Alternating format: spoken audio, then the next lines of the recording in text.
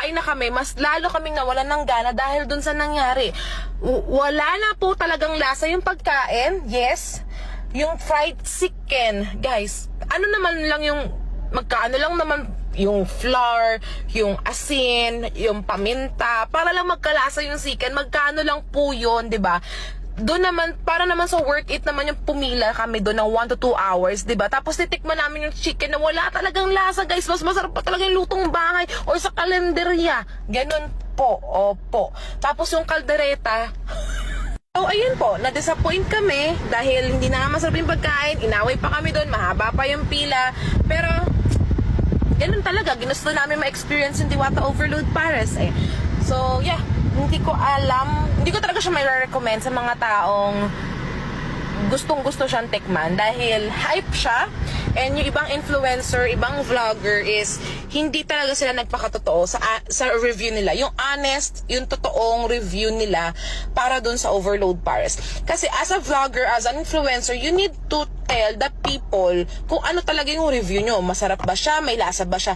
Para sa ganun, may improve ni Diwata yung kanilang pagkain. So for me, sa honest review namin, hindi talaga masarap lahat ng pagkain. Lasang sunog yung kaldereta, walang lasa yung fried chicken, and according sa mga pinsan ko, wala din pong lasa yung kanilang pares, 'di ba?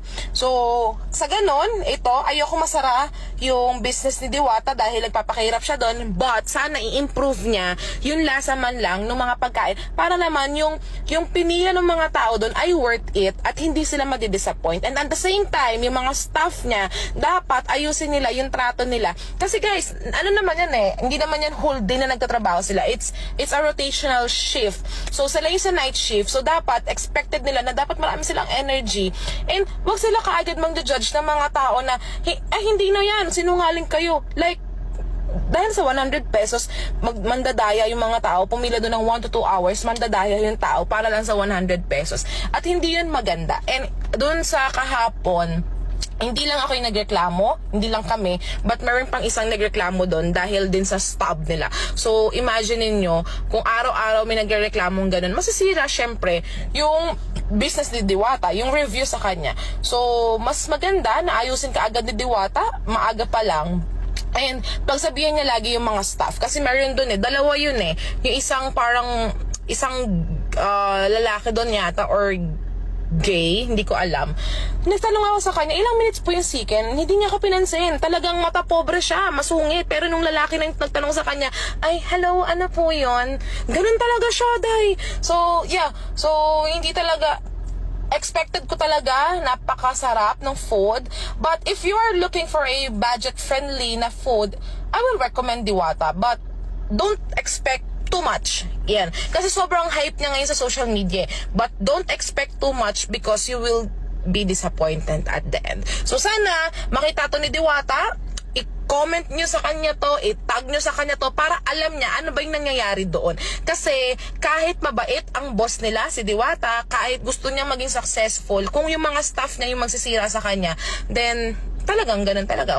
Hindi mag-grow yung business niya. So, dapat, kailangan pati yung mga staff niya sabihan niya. Dahil hindi talaga maganda yun. Na-offend kami kahapon doon. Dahil sa worth 100 pesos, pumila kami, galing pa kami ng Las Piñas, madaling araw yun. Tapos sasabihan kami ng sinungaling nung staff niya, hindi po talaga.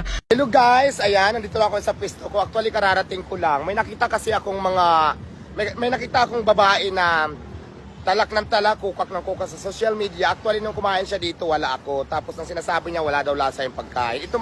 Ito matagal ko na itong sinasabi na hindi ko naman sinasabi na masarap yung pagkain ko. Kung hindi mo nagustuhan, pwede ka namang hindi na bumalik. Huwag mo ka i-recommend o whatsoever. Ang napansin ko lang doon sa babae, masyadong OA naman yung acting. Kasi lahat daw ng in-order niya, wala daw lasa. So, nandito kayo ngayon, may mga kumakain. Magtatanong tayo nang hindi ito scripted, ang naayon sa kanilang naramdaman. Para maging fair lang tayo. So, andito sila ate, tatanungin natin, may mga kumakain. Ate, may nakita kasi akong vlog. Wala daw lasa yung pagkain ko. May nakita talaga ako. So, ito mag-comment kayo ng naayon sa naramdaman nyo kasi hindi ko naman kayo kilala. Pumunta lang kayo dito. Wala bang lasa? Oh, masarap, di ba? Ayan ayan. Ano ang lasa? Kasi sabi niya, nag-order siya ng chicken, nag-order siya ng overload. Wala daw lasa si ate, may chicken. Ano masasabi mo? Malaman po, crispy po, tapos masarap po. Oh, masarap sabi ni ito. Di puro malaman po. Tapos may lasa naman. Opo, super. Oh, ayan. Kayo kuya. Aba, siyempre, super, sulit. Oh, ayan, overload ka lang ate. Ito Ate, ano sarap, sabi mo? sobrang sarap. Kaya walang katotohanan sinasabi nila. Affordable pa siya. Affordable pa siya for 100 only. Oh, ayan na. Hindi to scripted. So, ate ha, sila ang nagsabi. Isa versus ilang itong natanong ko pa lang na magkakasama. So, 5. 1 versus 5. So, hindi ako maniniwala sa'yo. Doon pa rin ako sa nakakarami. So, yun lang ate ha. Kung hindi ka man nasarapan, aywan ko, hindi ko alam kung talagang honest review ba yung ginawa mo or whatsoever. Dito kuya, kumusta naman? Anong masasabi mo? Kasi may nag-vlog na wala daw lasa. Anong masasabi mo? Ayos lang po. Okay naman po. Ayan. Ayan ha, may lasa, ibig sabihin. So yun lang.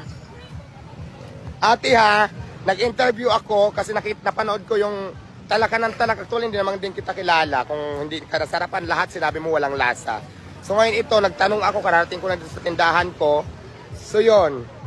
Kaya, doon pa rin ako talaga sa mga sasabing may lasa yung ano ko, yung tinda ko. Kasi puro, imagine mo, hindi ako naniniwala kasi lahat naman may lasa. Yun nga lang siguro, baka lang baka hindi mo lang nagustuhan at saka sinasabi mo may hindi maganda yung serve sa'yo ng tao ko.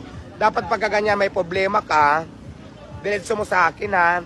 Hindi yung kukuka ka sa social media kasi hindi maganda tingnan para sa akin yun bilang isang may-ari. Sa sunod, yung mga pumupunta dito, kung may complain, mas maganda siguro kung gusto mo talaga, concerned ka, gusto mo ako mag-improve pa, sabihin mo lahat sa akin kung anong problema para magawa natin ng solusyon o magawa ko ng paraan. Hindi magugulat na lang ako, kumukuka ka na sa social media, sinasabi mo pa lahat, puro paninira. So, hindi maganda yan ugali mo te. Sayang, sosyal-sosyalan ka pa naman, pero hindi ako naniwala sa'yo. So, yun lang ate, sana makita mo tong video ko. Salamat.